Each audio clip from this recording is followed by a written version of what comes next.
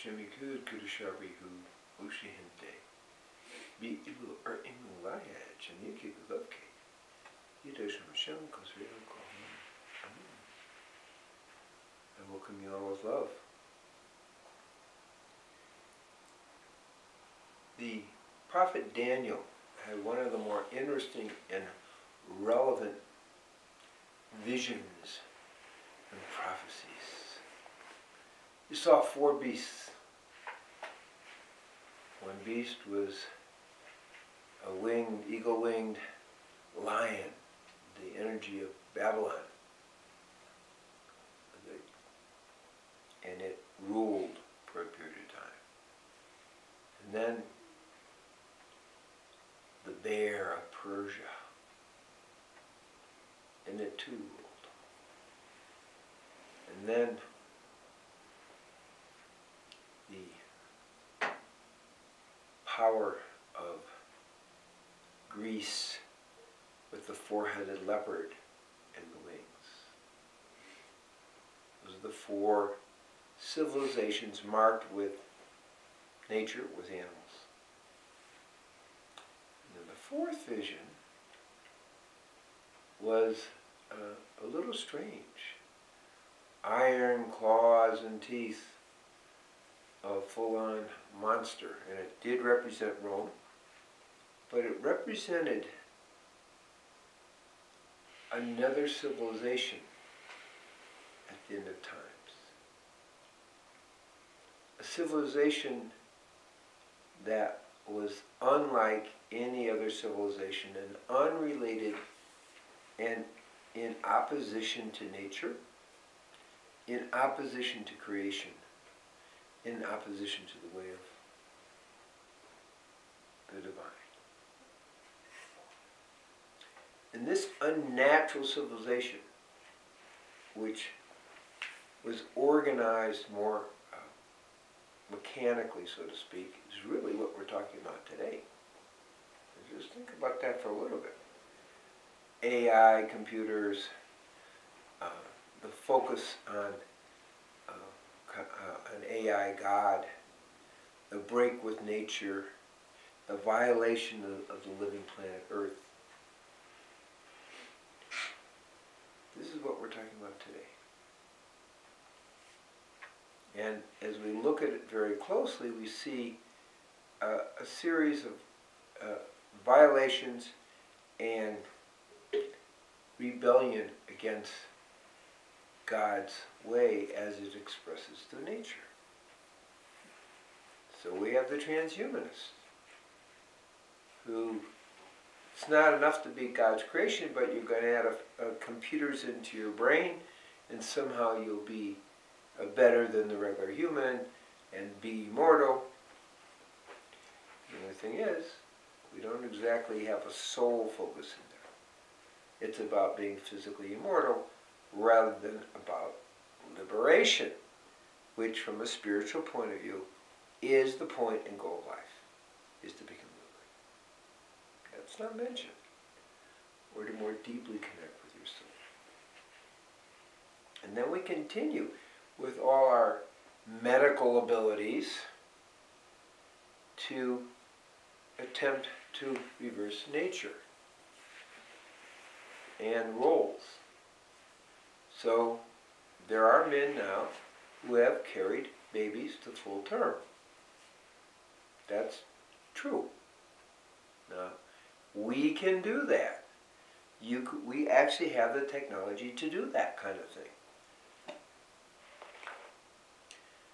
And in a sense, as I read about these things, is that's it. We don't need women. We can just do this way. Okay, that's interesting. Of course, you have women who can get semen, but they still need the semen to be fertile and have babies. But what we're talking about is a little bit of a breakdown in the natural flow as it's outlined. The next confusion is what we talk about gender.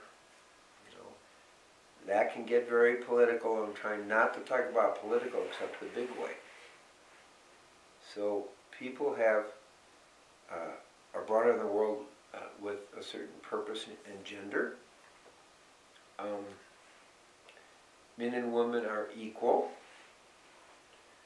and deserve equal honor, and that shift is happening in our society, which is very, very good.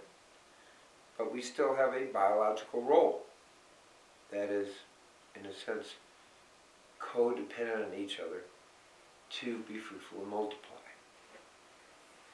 And that's kind of the rules of nature. Instead, people are choosing to kind of avoid the natural gender identities and allow those rules to come through. When we look at that break, we're looking at a variety of things. Now, there was a major study at Johns Hopkins that talks about this, and I don't want to get too much into that because I'm trying to make a much bigger point, which is we're living in a world that's breaking with nature and breaking with God's way. That's the bigger point. But we can look at when we don't interfere, 98% of the boys who have gender confusion after puberty get that they're a boy. 88% of the girls with gender confusion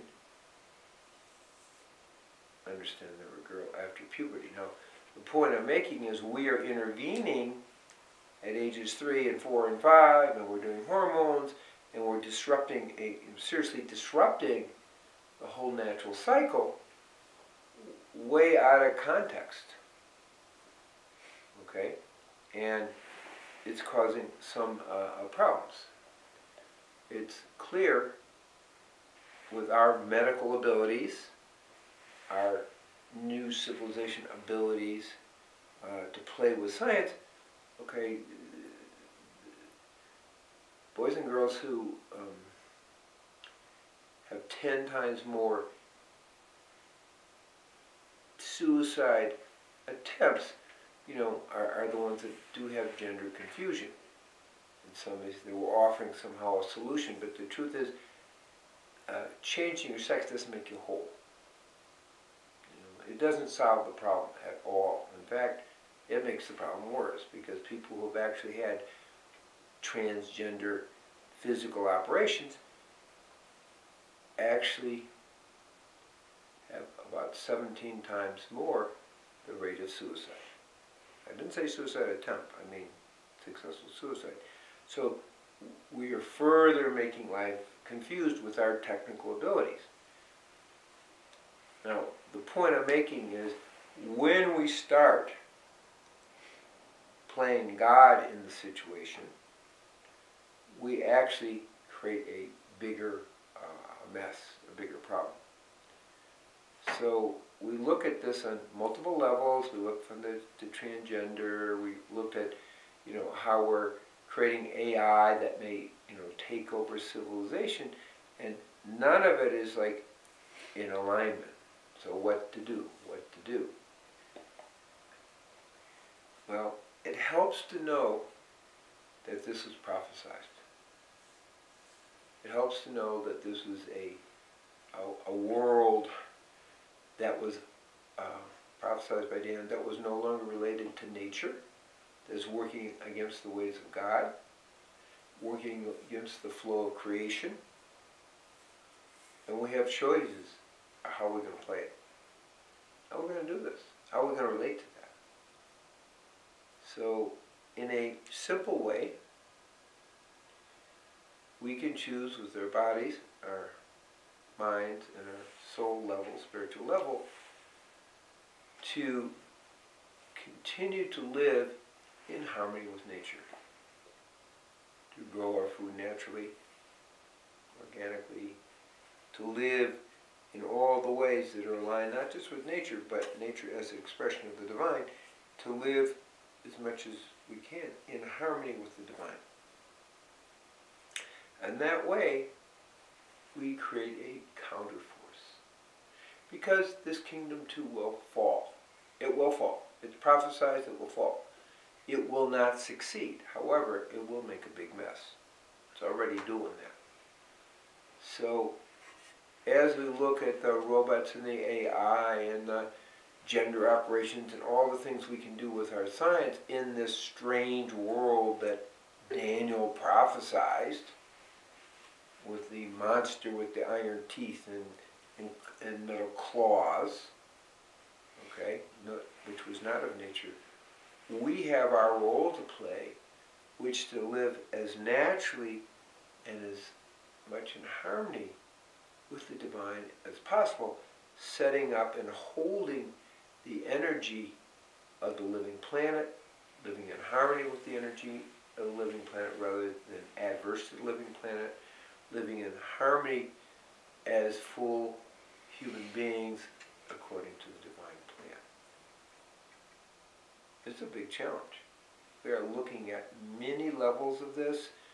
I mentioned the sexual thing, but really the big issue is the AI and how that's entering our lives and moving towards an AI God. This is the cornerstone of this unnatural civilization.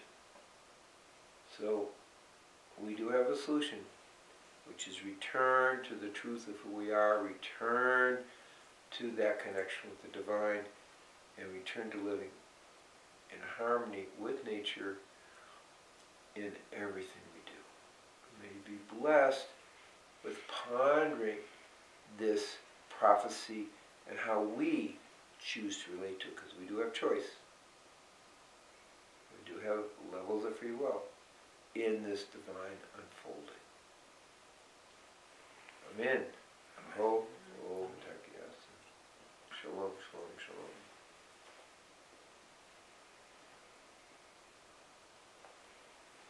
And now, are there any questions?